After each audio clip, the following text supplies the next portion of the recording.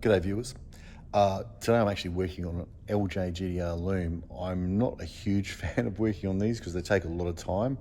And when it comes to restoring these cars, your options are reasonably limited. It's not massive because you can either get a brand new loom made, but you still need to find and or send off your old loom and get these connections because you require all these connections for it, so they're going to be transposed.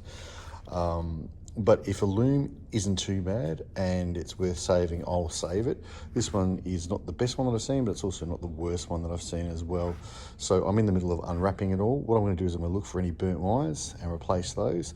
And then I'm going to test end-to-end connectivity as well. So I'll be using a tester light and some powder, work my way through the loom. And then there's a fair bit of work that will need to happen in the rear as well. But regardless of that, it's actually going to come up, I think, pretty well and still perfectly usable. Look, they are 50-something-year-old wires and it's not ideal, it's not perfect, but when you've got a rebuild happening like this, the choices aren't really massive.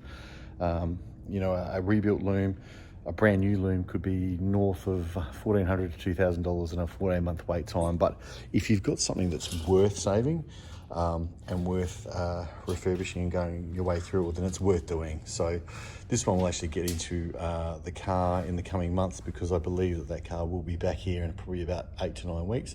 You haven't seen it yet, but it's on its way. But if you're interested in seeing what this turns out like, I will post a video shortly on this. As a matter of fact, I'll join it towards this one. So the next bit that you'll see is the loom done. And here it is. It's been unwrapped, rewrapped. Any wires that need to be replaced have been replaced. I've also checked end-to-end connectivity just to make sure that there's no issues.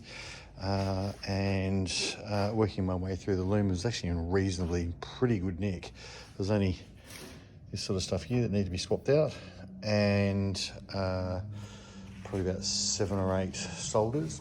So it's one of the better ones that I've had to work on. But look, this will be more than usable again in the car as we go. I still have to do the middle to rear loom, and the rear loom's been butchered a bit, but I will get to that.